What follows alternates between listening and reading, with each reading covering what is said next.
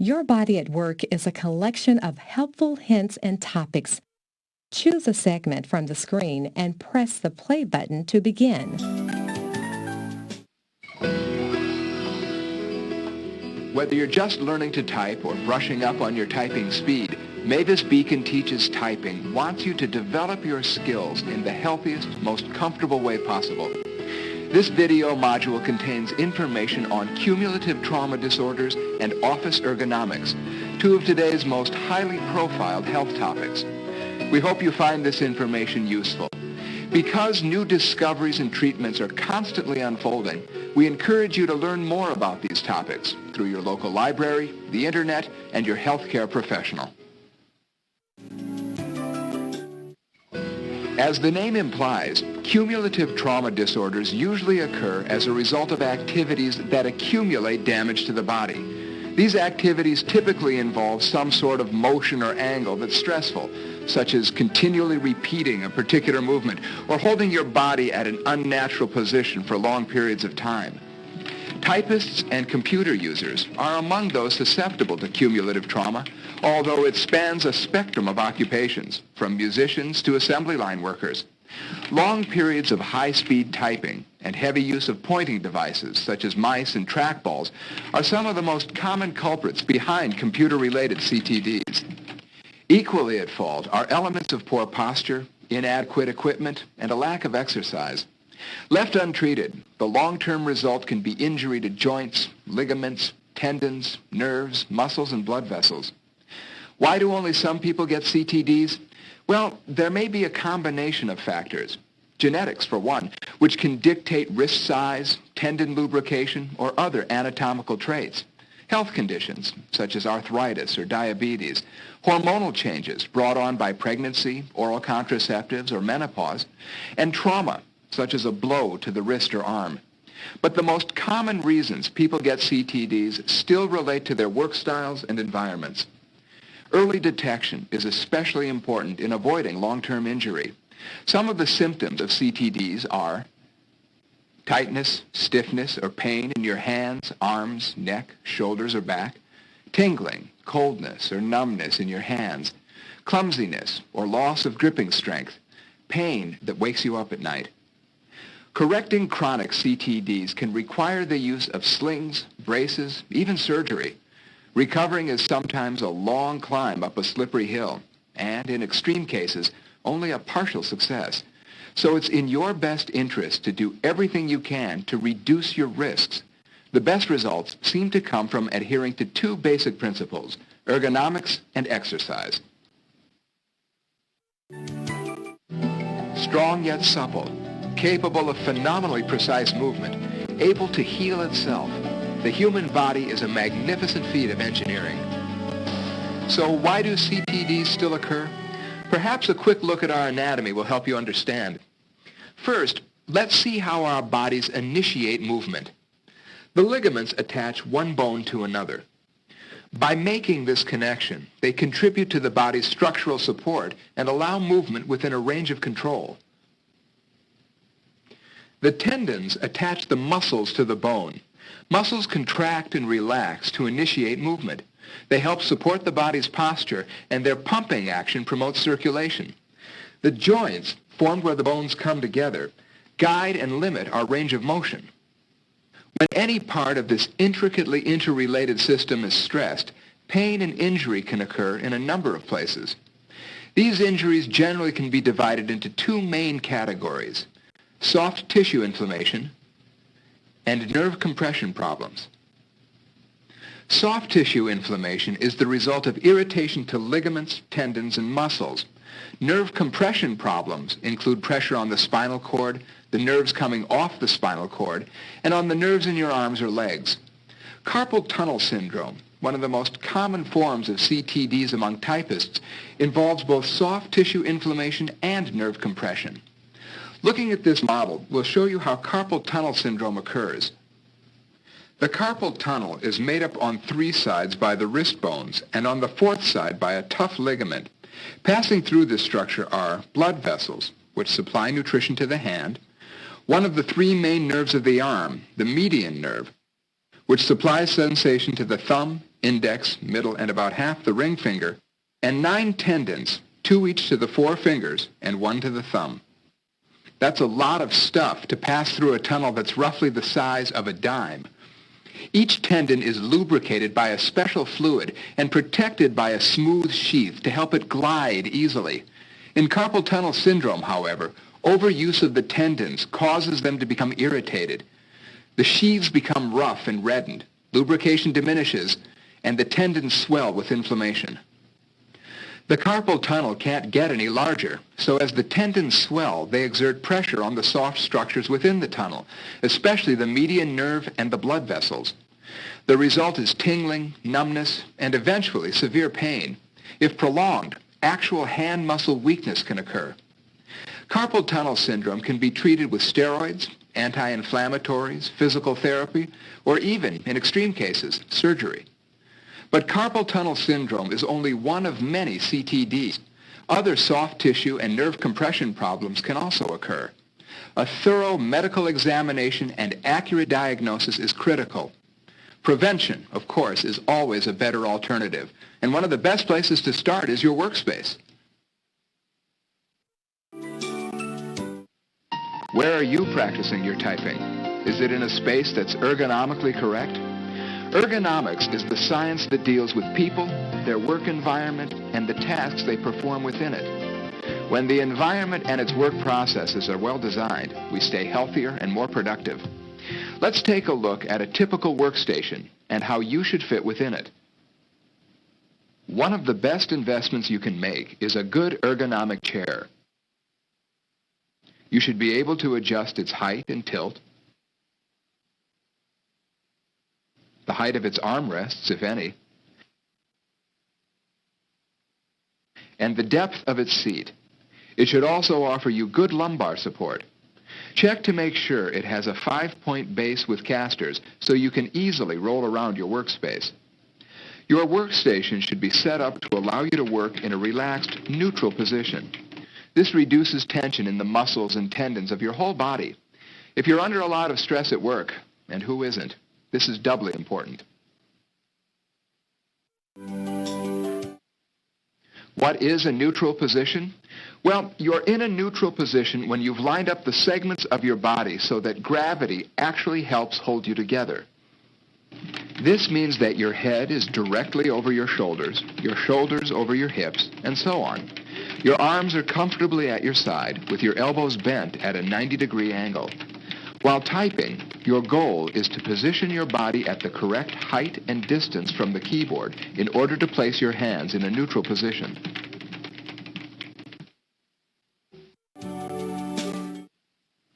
Follow these guidelines to work in neutral.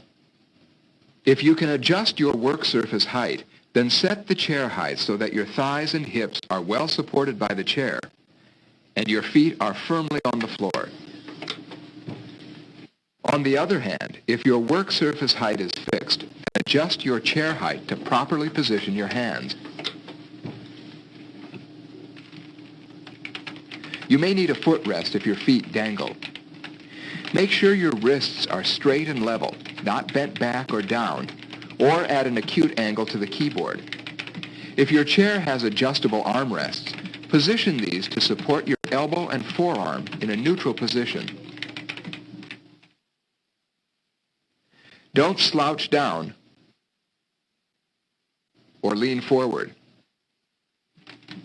Sit up straight with your back resting firmly against the cushion of your chair. Keep your head in relaxed alignment with your spinal column, like a ball on top of a stick. Using your neck and shoulder muscles to hold up your head will only result in tension, fatigue, and soreness. And so will typing while you're on the phone. This cuts off circulation and strains your muscles. Keep your head and shoulders in neutral and hold the receiver to your ear. Or even better, get a headset. Make sure you don't have to stretch in order to type or use the mouse. Also, make sure the mouse is on the same plane as the keyboard. Finally, place frequently used supplies and materials within easy reach.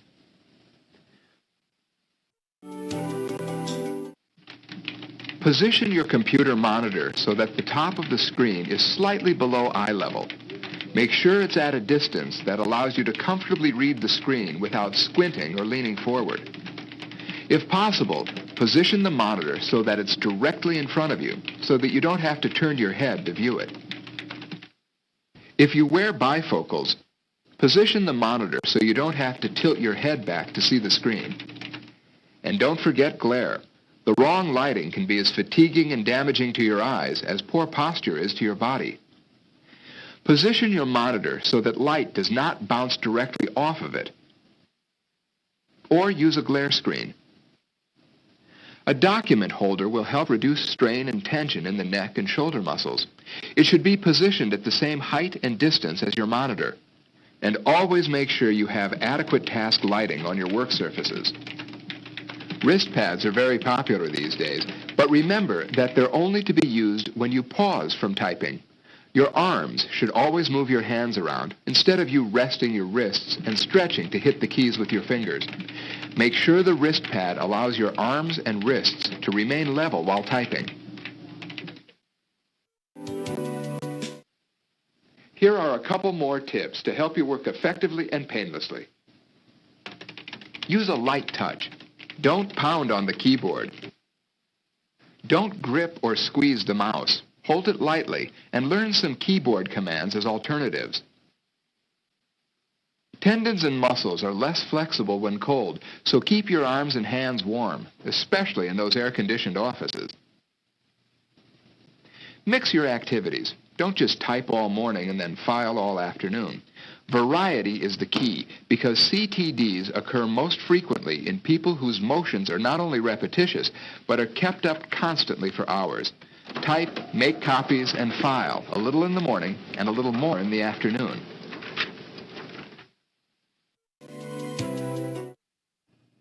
One of the most important things to remember is, take a break.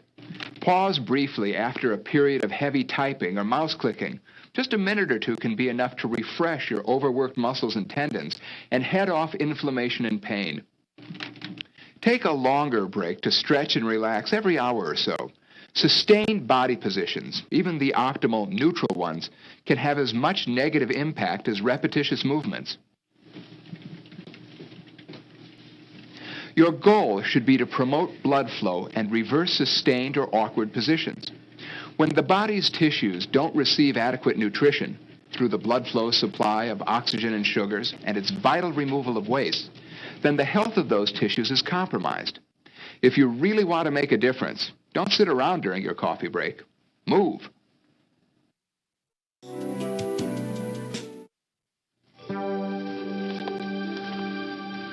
Here are some great stretching exercises that will keep you relaxed, flexible, and ready to work. Practice them before you start your day or even during work hours when you take that all-important break from the computer. Although many of the exercises are demonstrated standing up, they can also be done from a seated position. Before we begin, here are some helpful guidelines. Always stretch from a neutral beginning posture. Don't hold your breath. Breathe in with the stretch and out with the relaxation of the movement.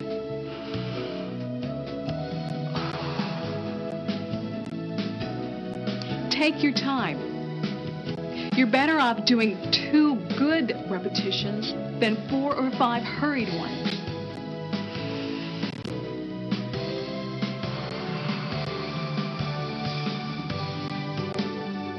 Don't push too hard.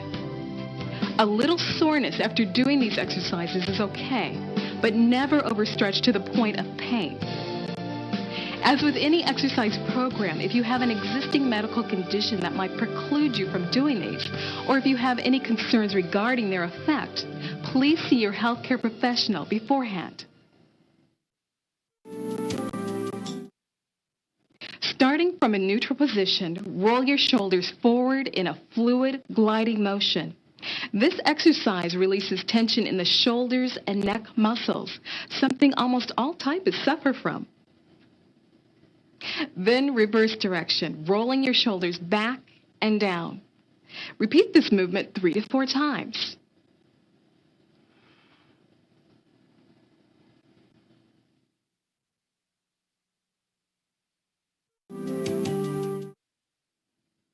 Place your hands on the back of your neck. Slowly stretch your elbows and head backward, opening up your shoulders and chest. Hold for a count of 3. And relax. Repeat. And relax.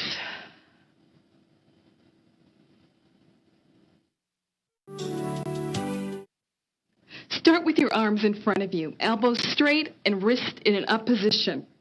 Now make as large a circle as you comfortably can, moving in a forward direction.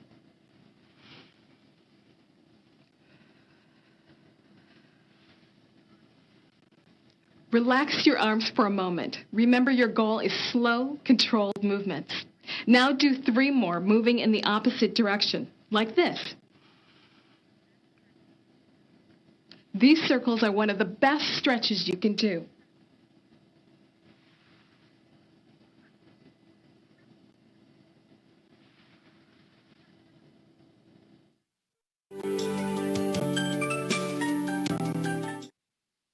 Here's a stretch that will limber up your hands and fingers and really get the blood flowing. First, hold your arms in front of you, elbows locked, and make a fist with your hands. Now open up your hands and extend your fingers as far and as wide as you can. Repeat 3 to 4 times using a quick rhythmic motion. Doesn't that feel good? Extend your arms out to the side and repeat the exercise. Now lift your arms overhead and repeat for another count of 3.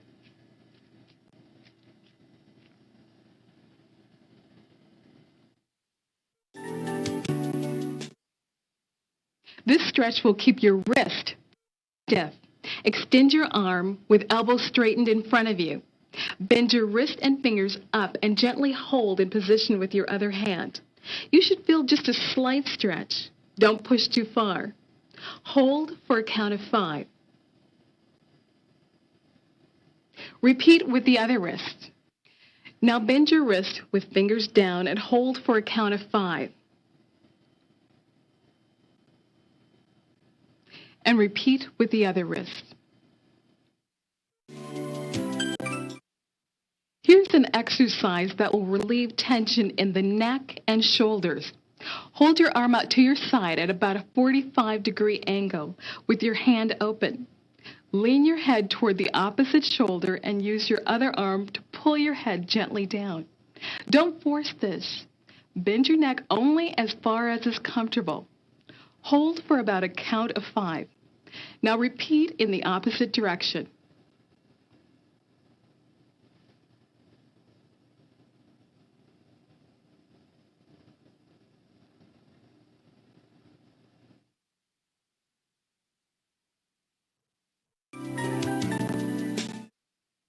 Slowly rotate your head from side to side, and now back again. Don't ever force your head backwards. You have blood vessels in your cervical spine that could become pinched. Repeat this exercise 3 times. Give yourself a good all-around stretch by standing up straight and tall. Lift your arms over your head and stretch your fingertips toward the ceiling as high as you can. Feel the stretch running all the way through your legs, torso, and arms. Hold for a count of 5. Repeat the stretch 2 to 3 times. A variation on the sky reach is to twist at the waist once you are stretching. Keep your feet flat on the floor. Rotate your shoulders and waist until you feel a gentle pull. Hold to a count of 5 for each rotation. Rotate 2 or 3 times on each side.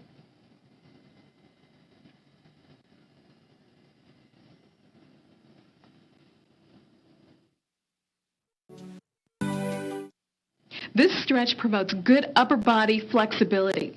It's especially wonderful after you've been sitting for a long while. Stand with your legs about a shoulder width apart. Put your arms over your head and clasp your hands together. Now bend sideways from the waist and stretch until you feel a gentle pull on the muscles running from your waist and over the rib cage. Don't bounce with this exercise. Just pull and stretch. Hold for a count of 5. Now bend in the opposite direction and stretch the other side. Hold. Repeat 2 to 3 times on each side. For a great stretch for your lower back, put your hands on your hips, just slightly toward the back. Gently arch your back and bend backwards, stretching your neck out a little as you unfold. Keep your knees straight. Support the arch with your hands on your hips. Go back as far as you are comfortable. Hold for a count of 5. Repeat 3 or 4 times. Eye strain is very common among those who work at computers due to the intensity of the screen, the glare that often accompanies it, and our habit of staying focused in one depth of field. These many exercises will help refresh your eyes. Change your focal point about every 20 minutes. Simply take a break and stare at something in the distance for 20 seconds. Roll your eyes clockwise slowly, pausing momentarily at the 9 o'clock, 12 o'clock, 3 o'clock, and 6 o'clock positions. Repeat moving counterclockwise.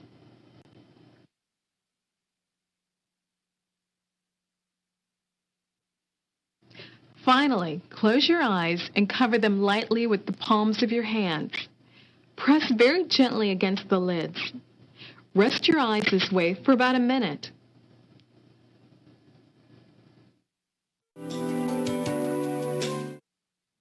A good exercise program outside of work will also benefit you in better posture, improved muscle tone, and a wider range of motion. However, evaluate your other activities to see which of them may aggravate CTDs. Sports, caring children, hand-intensive work like knitting or sewing. Anything that requires excess effort, tension, or repetition can have significant impact.